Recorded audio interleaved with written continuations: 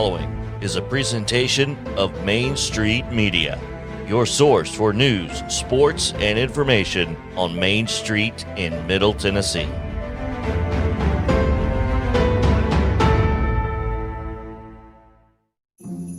Talking two-tone blue on the Southern Middle Tennessee Sports Today Archives. Saw a tweet earlier regarding the Titans, and I thought this was a phenomenal question. If you put this Titans offense with last year's defense, or this year's defense with last year's offense, they could conceivably win the Super Bowl and go winless. This offense and last year's defense could literally not win a game. But last year's offense and this defense would run away with the Super Bowl, and it wouldn't be close. It'd certainly be there. I mean, that's wild. 1 year. And we thought the offense was going to be, which, I mean, again, everybody's hurt, but we thought this offense was going to be just hurt. And, you know, I've seen, heck, you even just want to say that Julio was a bust. I mean, I don't know if you can declare someone a bust if they've been hurt. I think that's the bust, is that everyone told us his hamstring isn't going to hold up. That was the knock against not getting him, was because of the injuries.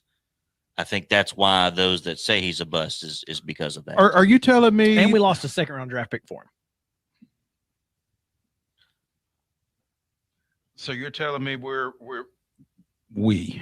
you're telling me the Titans would have been better off without Julio Jones?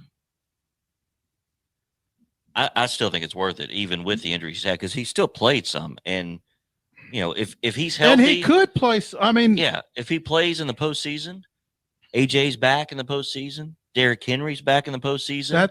That's my thing. I don't think you can consider. Yeah. The Titans have proved they can win on the road, too. So I don't think you can consider Julio Jones a bust until this season's over with and you figure out how much he did contribute or how much he was able to contribute. I just don't think that you can make that declaration as we sit here after 14 games. And I think just his presence, Mo, on the field with A.J. Brown out there helps him, because if nothing else, I think his presence on the field, whether A.J. is out there or not, is going to make a difference. Because absolutely. I think if he's out there at all, I think as a defense, you have to account for him.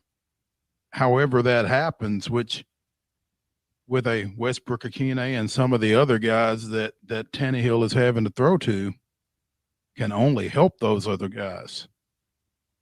So I'm not ready to call Julio a bust. I'm certainly not ready to say that making the move to get him in here was a mistake. But who am I and what do I know? We needed him. We needed a number one guy. Well, if not him, who? That's just my question. Yeah. But we needed somebody who was going to step into that role. Is the number one receiver? Yeah, I'm saying. You're talking about here's Julio? the thing. I don't think he was the number one. I think AJ was. I think I'm AJ talking was about the one. I'm talking about yesterday. We needed him. Yes. We needed a number one. And desperately. But here's the thing, though. I don't think the Titans lost that game yesterday because Julio Jones wasn't on the field. I think it would have been easier for Ryan Tannehill to throw a 7-yard curl route to Julio Jones and think he was going to get the extra yard. I don't disagree with that, but I also think it would have been easier if you had turned and handed it to Foreman. I don't think that was going to happen either way, though. So maybe that's the problem. Is, again, we need Arthur Smith, not Todd Downing.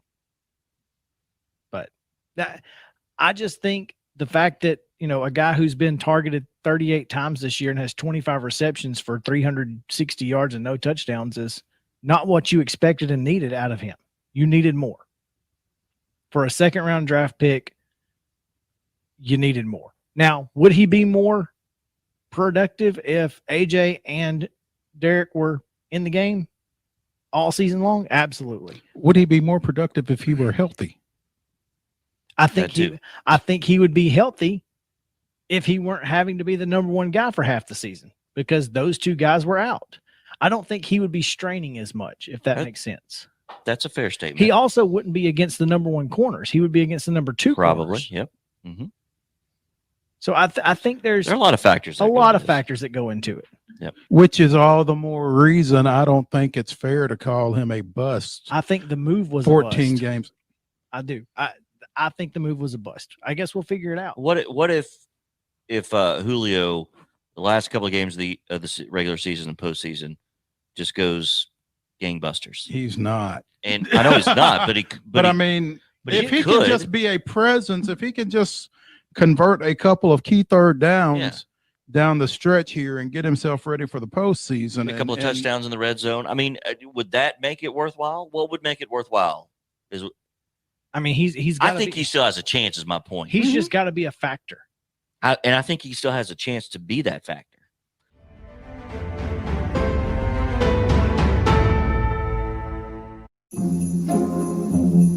This is JP playing with Southern Middle Tennessee Sports today. And for Chris and Mo, we want to wish you a Merry Christmas, Happy Holidays, and the best in the new year. We will be back next week with 4 shows talking college football bowl games. So in the meantime, have a Merry Christmas and a safe holiday season. We'll talk to you next week.